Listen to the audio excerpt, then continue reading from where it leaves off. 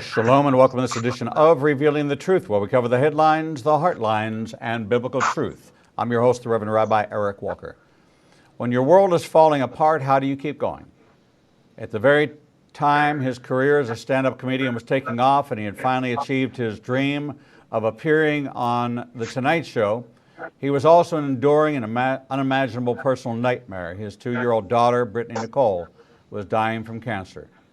While our next guest performed under bright lights, he struggled not to succumb to the darkness of losing a child.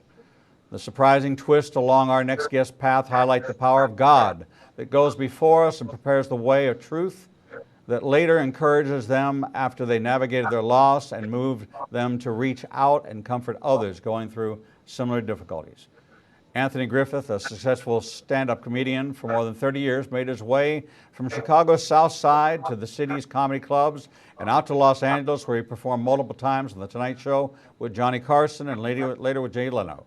He's been featured in specials from Comedy Central, HBO, Showtime, and on the Arsenio Hall Show. Also an actor, he's appeared in several movies, including Panther, Tales from the Hood, and Charlie's Angels Full Throttle, and received a Daytime Emmy for his performance in the TV movie Our Father. He also performed in the TV series Curb Your Enthusiasm and The Bernie Mac Show. He's here to talk about their new book that he's co-written with his wife, Behind the Laughter, A Comedian's Tale of Tragedy and Hope, is Anthony Griffin. Anthony, welcome to Revealing the Truth.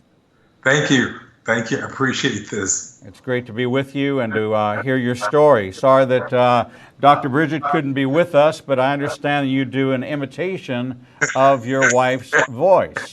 So, yes, I do. So do you also do costume changes?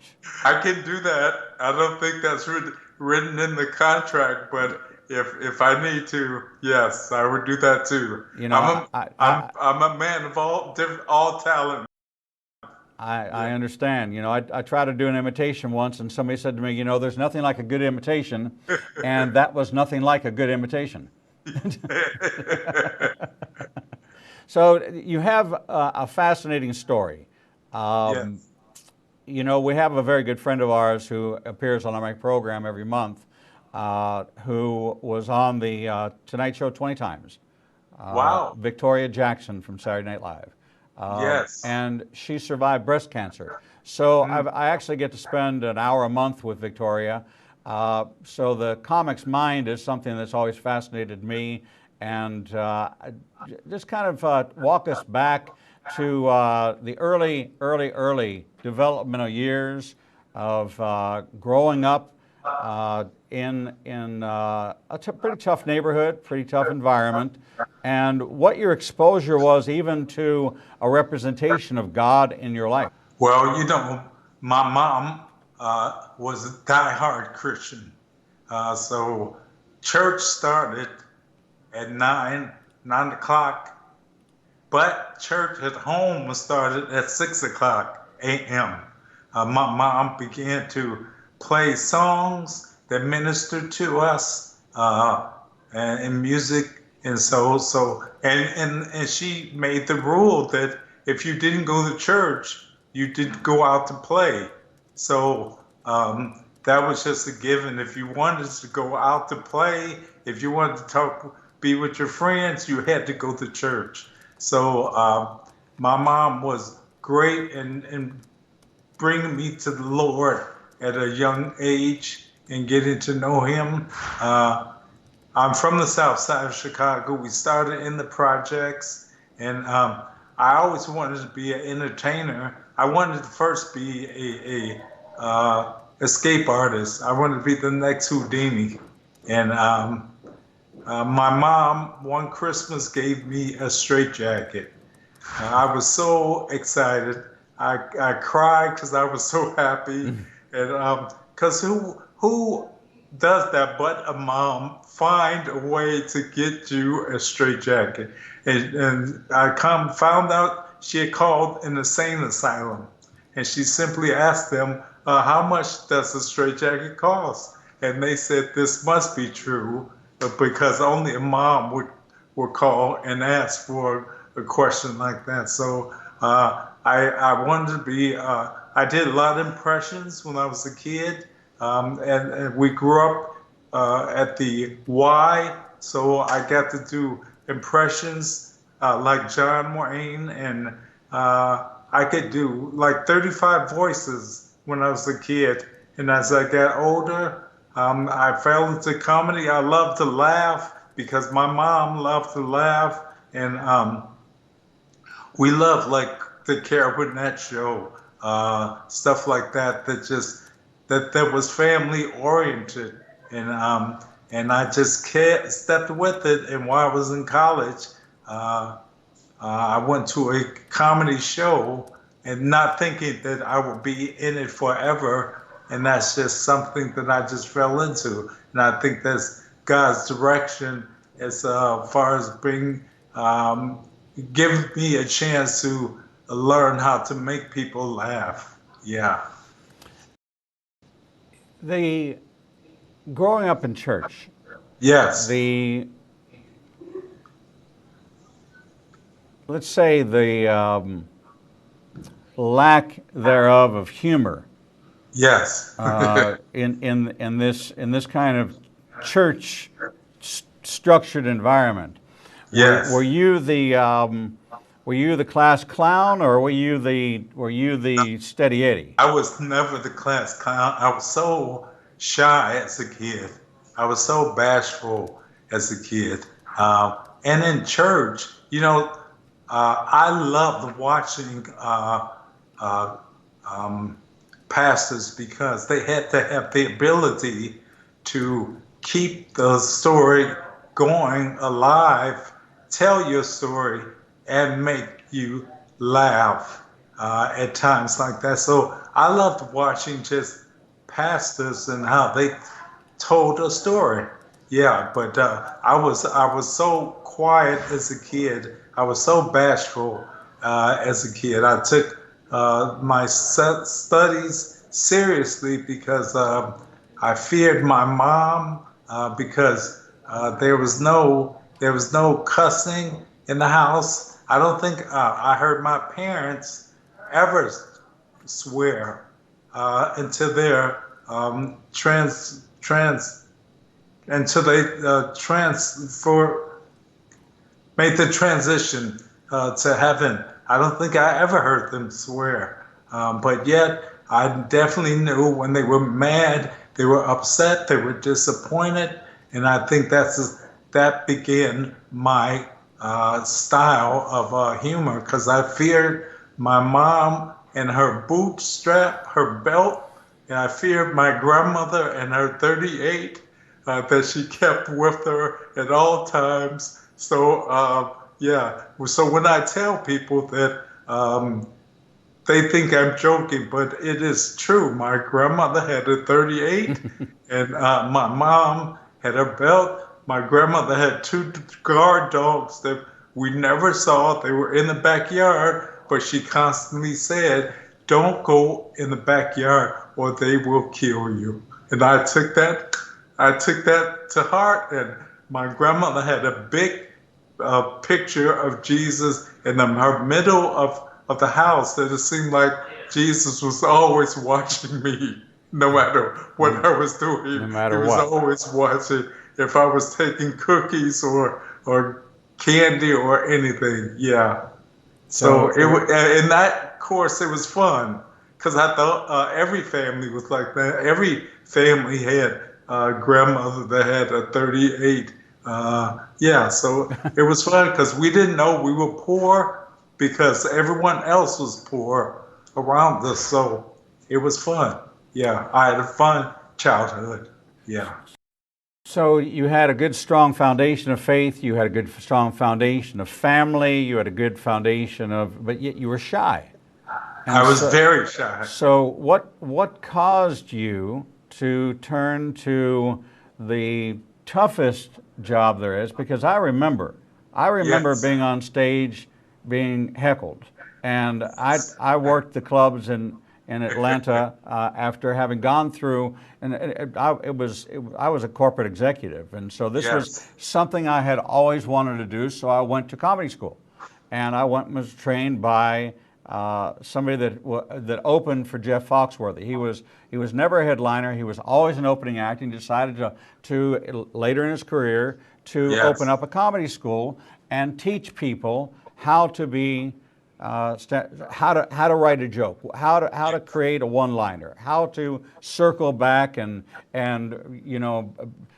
call it back 5 minutes later and make them laugh again at what you just told them 5 minutes ago, and the whole kind of process. And then you went to the punchline, and you had all your friends come, and you got 5 minutes, and you did your routine, and you graduated, and then I liked it, so I went on and to his advanced course and started doing Yes. open mic nights, and then I started getting a call when somebody dropped out, and loved it. But what I loved the most was the hecklers, because that was really where you got to be your intellect. That's where Yes. your intellect came in. But Yes. for a shy person, how did you blossom in this? Did you have to tap into another side of yourself? What caused this transformation in you?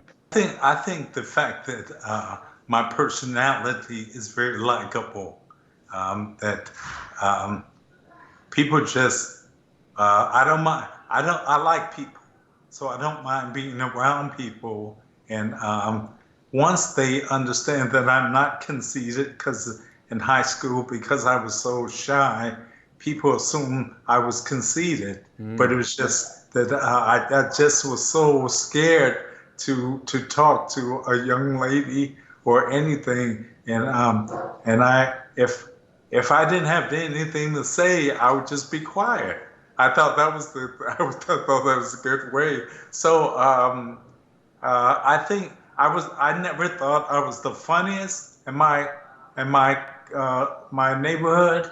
There were funny guys who were funnier than me, but I think just me just doing it longer and constantly doing, because you never think that you're going to get to Hollywood or Hollyweird, I should say.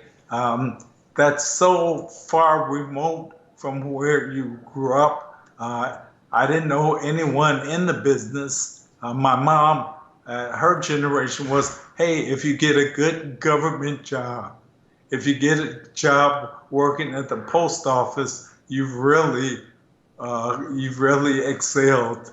And yeah, so I just took it as a blue collar attitude that yeah, I just went one step in front of the other, and I didn't look back, and I looked up, and wow, I'm on the Tonight Show, and I'm doing stand up in front of hundreds and thousands of people, and they're laughing.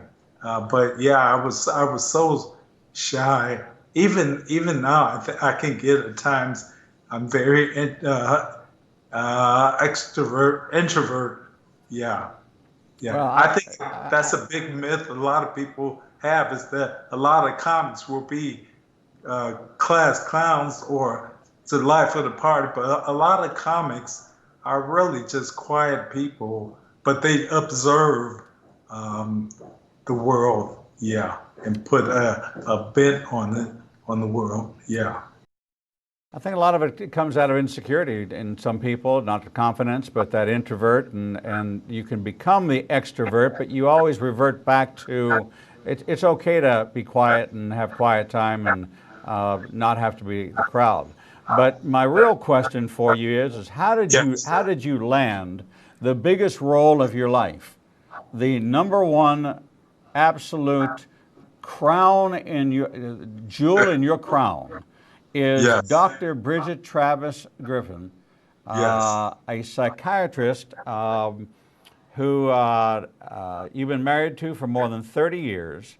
Yes. How did you land someone who was going to diagnose you, was going to analyze you, that was going to examine you, and I'm sure that after reading this story that there were many challenging moments as this very cerebral, very exceedingly bright psychiatrist grabs a hold of this comic who has a grandmother that carries a 38.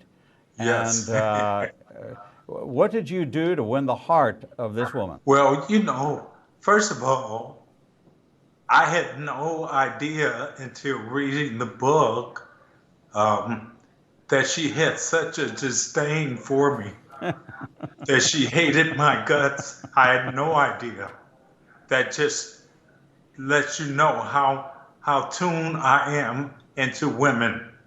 I had no idea. I think women as a whole analyze you, but now she's a pro. She's to the 10th power. Right. So when I empty the garbage at home, I have to ask myself, did I want to empty the garbage? Did she suggest somehow that I would empty the garbage? But we were working. She thought I was definitely a womanizer. A player. And she thought you were a player. That's exactly what she said. I was a player. That's exactly what she said. She said, I wanted to have nothing to do with this player. Exactly. I saw him as a player, and I had no time for players. Yes. I've known them, and I want nothing to do with them. All right? Yes. She was so direct in her narrative that I'm thinking to myself, now this man has been sliced using a razor blade and just thinly, one little slice, death by 1,000 cuts. Exactly. Right? By the intellect of this woman, it says, I had no time for it. Yes. Right? It's kind of like I quit school because of recess because I don't play. And so she just, she wanted nothing to do with you. And she walked like that. When I met her, when she would walk like she's on a mission. She didn't have time for the men on the street who would go, hey baby. She had nothing to do with that. She would go to them directly and ask them, would you talk to your mom like that? She would confront them. And it was like, wow. She just had a force that she didn't have time for it. And but I think that made her in a book soften to me was that she saw that I loved my mom. And so she said, okay. And plus her friends would say, no, he's a nice guy. He's just a nice guy. He just seems, he's quiet. He's tired because, I was working full time. I was going to school full time, and I was starting stand-up comedy. So I was tired. But it just so happened that there was a talent show at work. I won, and of course the groupies were right there, and I was like, "Ooh, this feels good." But lo and behold, my soon-to-be wife saw that everything that she thought about came true. Yeah, I thought he was a womanizer. See, I thought he was with the women. You see what's going? I can't help it that I can. What's that old saying? The victor goes to the spoils. Right. Well, I was. Why not? I was a young guy. I was clean cut. I'm 6'4". I'm handsome. I treat women with respect. I open doors because my mom has taught me to say thank you and may I. So yeah,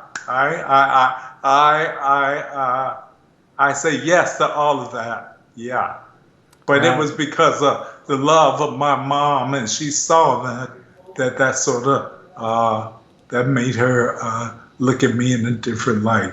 Yeah.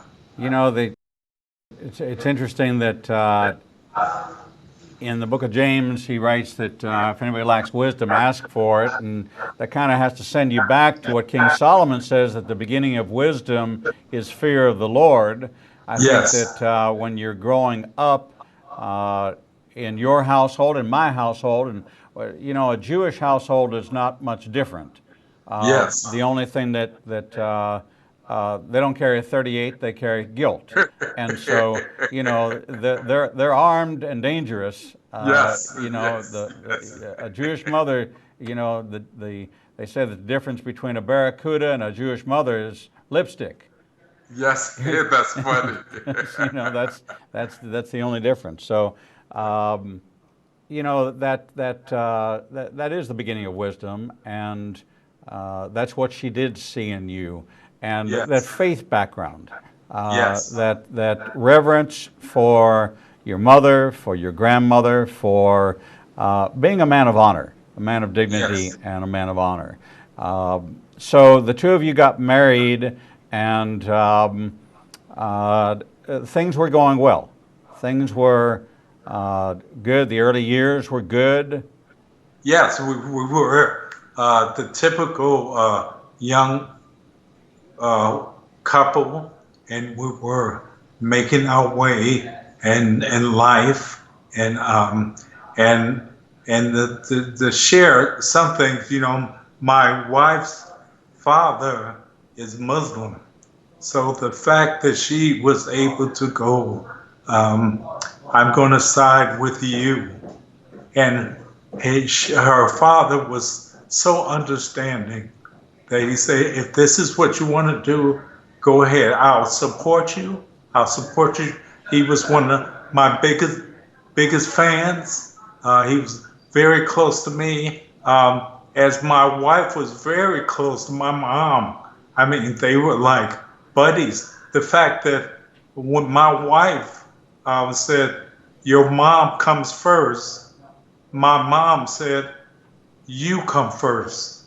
The fact that they both honored each other and had such a great relationship that Sundays were days that my mom would call, because I think back then they had called for $5 and talk forever, and literally my mom would talk forever. So I would go to sleep and my wife and my mom would still be talking. And so we never got you have that, you always hear of the mother-in-law hating the wife, but in my case, it was so great that they really had love for each other. And when we had our daughter, my mom she was so afraid that our daughter would crawl throughout the house while she was sleeping, that she tied her house coat, tied our daughter up with her house coat, so that we would come in from the club and our daughter would just be dangling, hanging by the bed, looking like, please help, get me out of here, because mom was knocked out, snoring, but she was not going to let our daughter crawl anywhere. So it was beautiful, their relationship. It's wonderful. We're talking with Anthony Griffith, who, along with his wife, wrote Behind the Laughter, a comedian's tale of tragedy and hope. The story unfolds as we begin to take a look at this precious little girl, Brittany Nicole, who brought so much joy into their life and whose life was cut tragically short. And the tears behind the laughter, the tragedy that turned into a message of hope for others, shows the real character of this man, Anthony Griffith, who we are having the honor of visiting with today, author of Behind the Laughter, a comedian's tale of tragedy and hope. We're going to take a short break, and when we come back, we're going to hear the story of the life of Brittany Nicole, of what it meant to both Anthony and Bridget as they navigated this path and then found their way from tragedy to hope. We'll be right back. Not everything that makes the headlines has biblical importance, but many events that happen around the world do, and you never hear about them. Igniting a Nation is pleased to teach Revealing Prophecy every Tuesday night at 7 p.m. at the Marriott 280 in Birmingham. We will cover worldwide events and insider information that will connect the dots of what's happening around the world with biblical prophecy. If you happen to miss a class, we'll televise each week's class at 10 o'clock Central Time on ignitinganation.com and all our social media outlets. Copies of the teachings will also be available to purchase on our website at www.ignitinganation.com.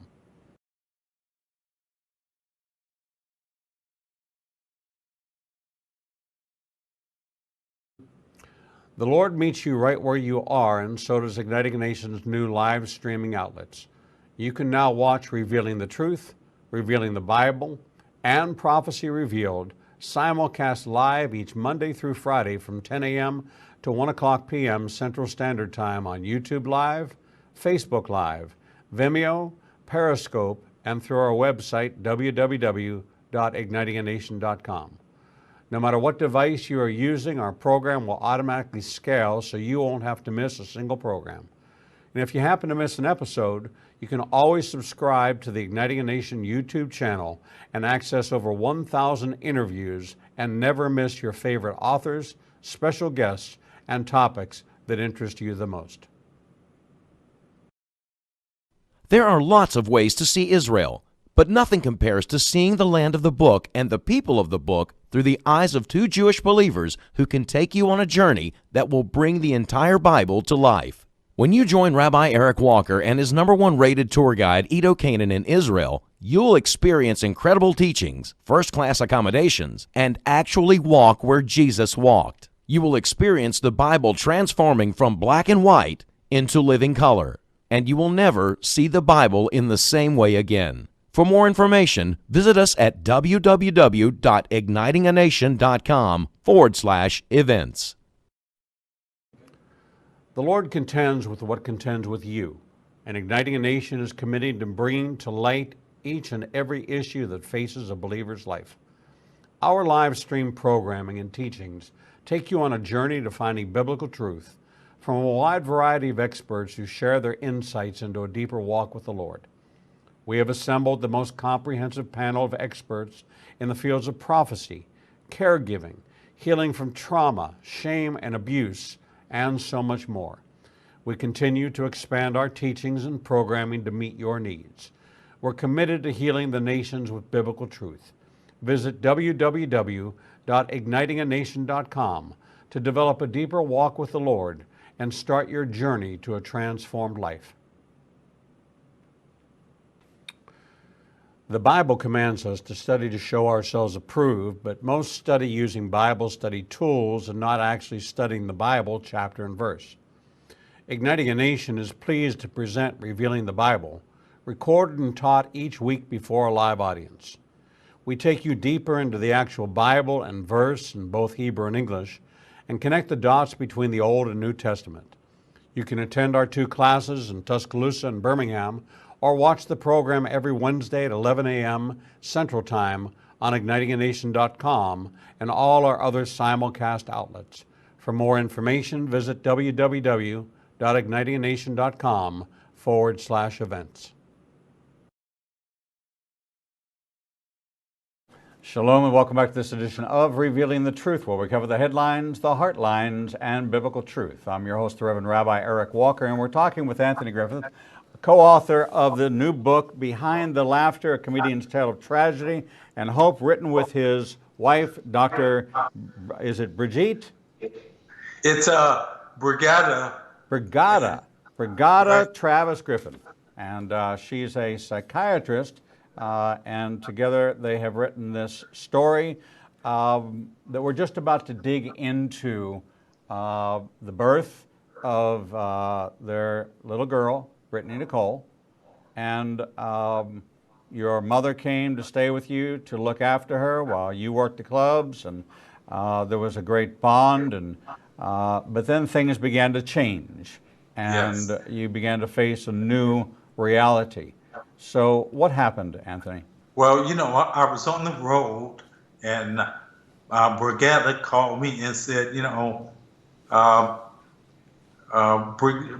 Brittany isn't.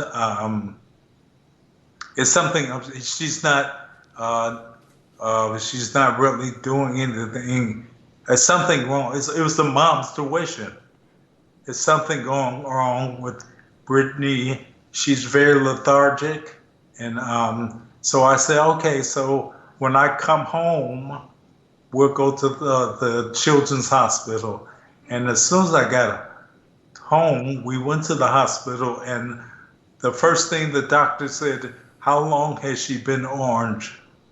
And they said she was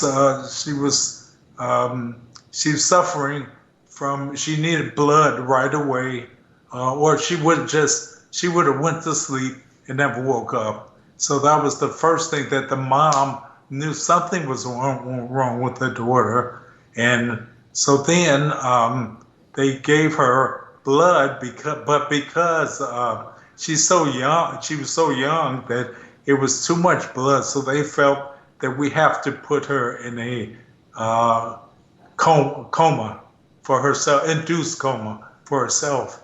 And so she was in the coma for about 3 to 4 months.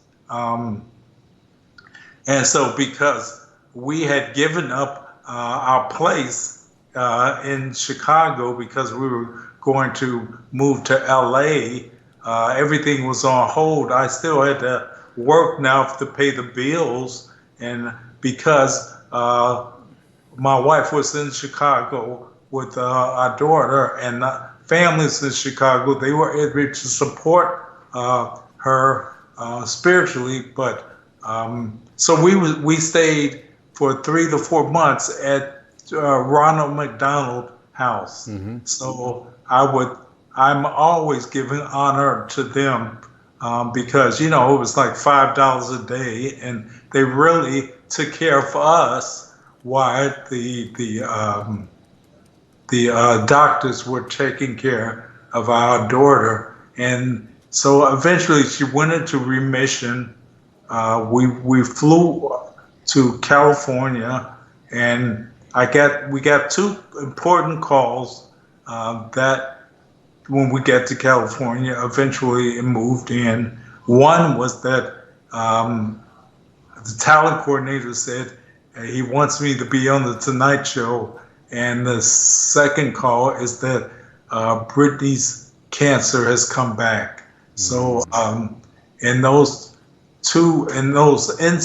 that instant, we had double things that we had to do. We had to prep for Brittany's life during the day. We had to learn CPR. We had to learn how to administer chemo, make sure she had a trach at the time and everything like that. And at night I had to prepare to do stand-up comedy in front of the number 1 platform for TV. The Johnny Carson at that time was 18 to 20 million people were watching his show. And so I became focused. 2 different people at night. I would just work on my craft with the talent coordinator. We would go from club to club to perfect what I was going to do. And during the day, my wife and I would administer to Brittany and her needs. So yeah. It had to be one of the most heart-wrenching things for you to have to transition to be funny while facing this ominous, burdensome weight of a combination of a battle between faith and fear. Yes. A struggle that is a war that the enemy is speaking in your ear, and you're trying to fight the good fight of faith when everything by sight is telling you something different than what the Lord is telling you, to walk by faith and not by sight. But the doctors are giving you diagnosis. You're seeing your daughter not thriving, and it has to be breaking your heart. Yes, it's because, we know in theory, walk by faith and not by sight. But when it comes to practicality, it's one thing.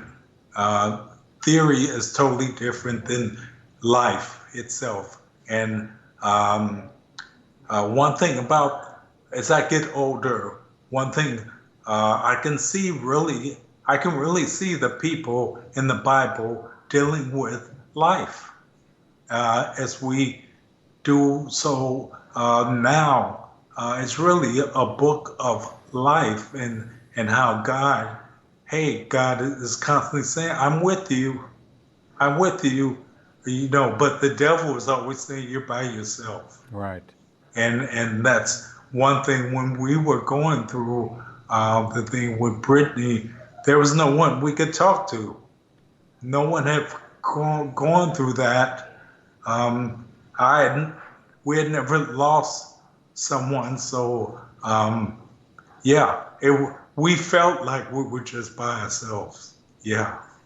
And, now, your wife grew up in a Muslim family, so yeah. The faith that she's seeing in you, yes, did this provoke her in any way? I mean, you had to certainly have to have amped up your prayer life, crying out to God. Was this something that she was familiar with? Was she on board? Had she joined you in faith, or was this something that was part of the journey for you both? It was for both. My wife has a very interesting background. Her grandmother, on her mom's side, is Christian. Okay. Her father side are Muslims, and I mean Muslims from back in the day. And she grew up going to Catholic school because her mom, who's agnostic, felt that that's the best education. So it was 3 areas that she was dealing with as she was growing up. But I think the fact that she would always see me and my wife made it go, okay, they seem to practice what they preach. They seem to, there's no cussing, there's praying. So she sided with me. The only reason that she doesn't go to church right now as much is because growing up Baptist, she was like, I don't understand why Baptists are in church all day. I don't get it. She went to Catholic school and was like, 45 minutes. But what's the difference of 45 minutes in Baptist all day Sundays? It's just that's the Lord's day, and we would take advantage of that. Right. But she definitely relied. Our faith and our strength and prayer life grew stronger because of the situation with Brittany, because she was our daughter, our first daughter, and she definitely was just saying, please. She didn't know what was around the pike, so we had to lean on each other as well as God. Yeah. So the treatments didn't work, did not sustain her, and she succumbed to the cancer. Yes. This, of course, is almost an unbiblical kind of scenario because there's very few. David had to bury his son Absalom, but there's very few of the biblical stories. We see where Jacob is told that Joseph has perished, and he tears his garment and he goes into this deep mourning, this woeful hopelessness, this despair that is consuming. It's overwhelming. It's tangible. It's visible. It's palpable. There are no words of comfort. There's nothing that anyone can say that can fill and no salve, no ointment, no nothing.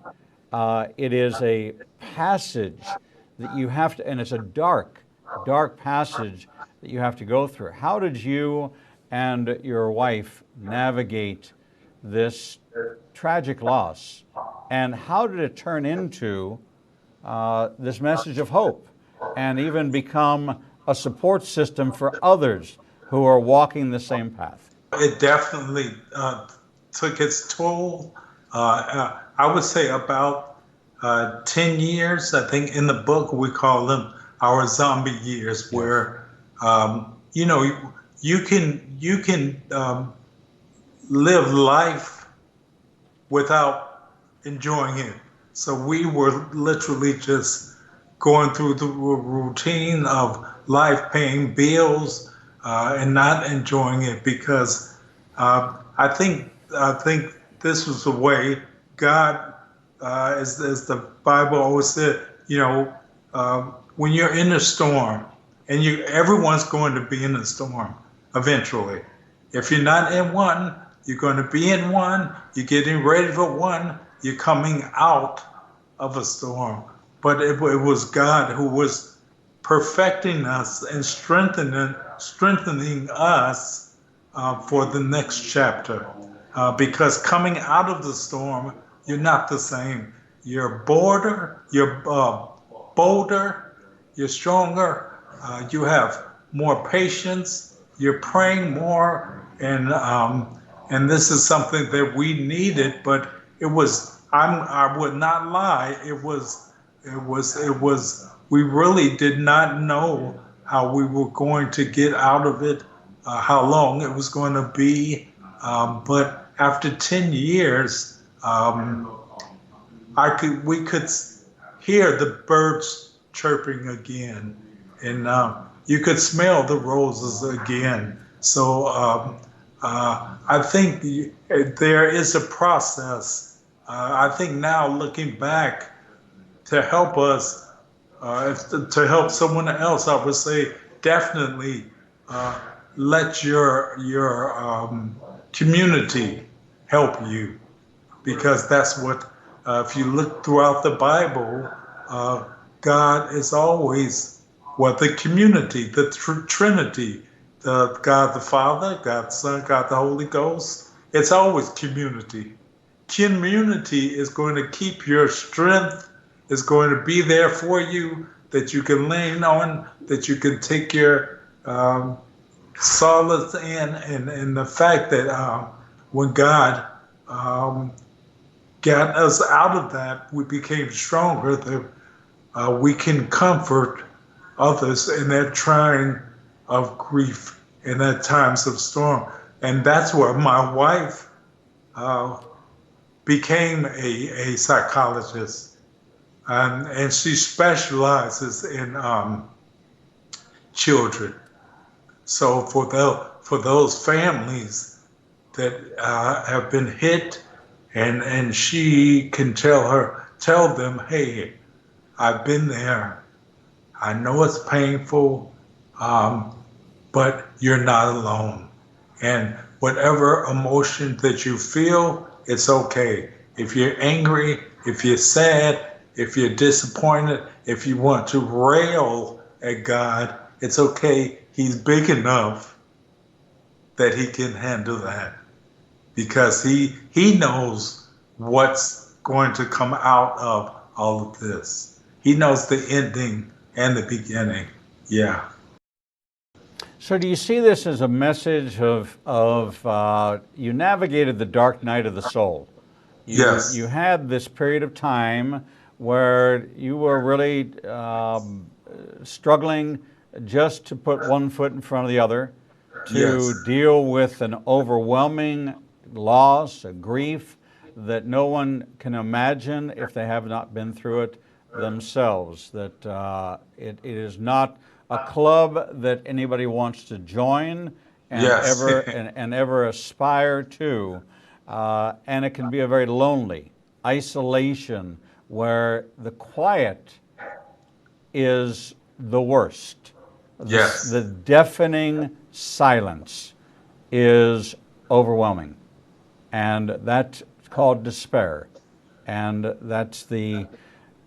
there's those that run from God, and there are those that run to God. Yes. And Yes. that is the decision point in your life as to whether or not you will run to Him or you will run from Him. And apparently God trusted you and entrusted you that what the enemy, Genesis 50, verse 20, what the brothers meant for evil, what the enemy meant for evil, God Yes. would work for his good so Yes. that many would be saved. So now you and your wife are now bringing a message of hope. You're bringing a message that says that in the darkness, that all the darkness in the world cannot extinguish the light of even one candle. Yes. And that if you'll just search for that light, and then, as Jesus said, when I'm in the world, I am the light of the world. Now Yes. you are the light of the world. Let your light so shine. So now you have a new banner. You have a new torch that you're carrying for the kingdom, and Yes. it's one that no one would aspire to. It's not the Olympic torch. It's the torch of pain and suffering, but then becoming fully trusting in the goodness and the graciousness of God, that His ways are not our ways, and that His thoughts are higher than our thoughts. And the Lord Yes. gives and the Lord takes away. Blessed be the name of the Lord. Yes. So, the new message that you have for the world today in this book, Behind the Laughter, what is that new message? What is that new song that you and your wife are singing that is a song of hope? I would definitely say one, it's you're not alone. Uh, God is there from the conception to birth, through the life, through death.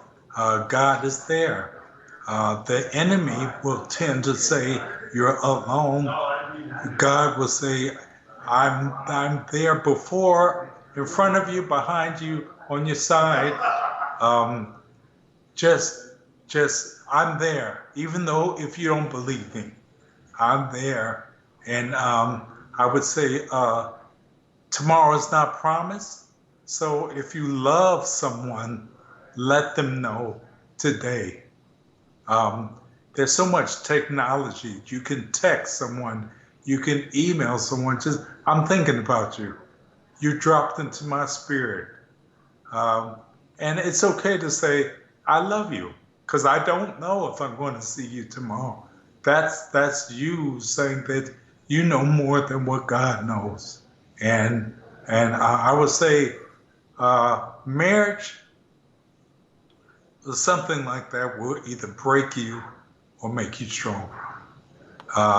As a couple, I think we're very definitely stronger than what we ever thought we would be because of this, and we still enjoy life.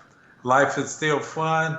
I still look at kids. My wife, like I said, she specializes in working with kids. I'm a Sunday school teacher at my church, so I get to see um, teenagers and kids in their youth that maybe I never got physically to have a kid, but I see I'm part of their life. So God said, "Hey, I got something bigger than what you think. As I think a verse in the Bible said, no eyes have seen, no ears heard, or mind can even conceive what God has in store for you.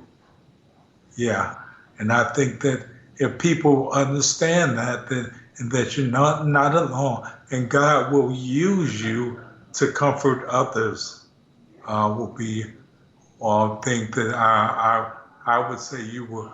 I hope you get from this book. Yeah. You know, Anthony, this is a testimony of Romans 8:28, that all things work together for good for those who love him and are called according to his purpose. That even in tragedy, that a ministry of suffering, if you would be birthed out of this to bring comfort, to bind up the brokenhearted, and to set the captives free. That your wife's calling now is to minister to those who are brokenhearted, to minister to those that are looking at the despair and the darkness and struggling with their own dark night of the soul. And she could not get that in a classroom. She could not get that in a course of study or out of a book. She had to live it. And God knew that he could trust the two of you to come out the other side of this with a message that says that, yes, we acknowledge the tragic loss of our child, and we will always miss her and always remember her. But if we don't put life into her death, then we are robbing the message of God. We are literally denying the power of God to sustain us to be able to come out the other side. And that's the refiner's fire, that now the dross is burned off, and now you're bringing forth the gold in this message. And that's the message of hope, the message of laughter, the message of joy, that God will give you exceedingly and abundantly beyond all of your expectations, that you did not expect to lose your daughter, and in that 10-year period, you didn't expect to come out the other side with a message of hope. But here you are today on international television, prime time live in the Middle East, Asia, and Africa. And then this will be replayed all throughout the next 24 hours till we hit every time zone in the world to bring this message of hope from the new book, Behind the Laughter, a comedian's tale of tragedy and hope, co-authored by husband and wife, Anthony and Brigitta, who together have teamed up with Mark Carroll to bring you this message of hope. Anthony, it has been an honor and a privilege to have you here on Revealing the Truth. May God bless you and your wife and the memory of your daughter. May she be reunited with you again as you lift up that cup and drink it with Jesus anew in the kingdom of heaven, and you have that glorious reunion when you all again are back together. And so, Amen. God bless you, my friend, and thank you for sharing this incredible story, this touching story of life, death, and new life, a new life again in Messiah. God bless you, my friend. We're going to take a short break, and when we come back, we'll bring you the next edition of Revealing the Truth.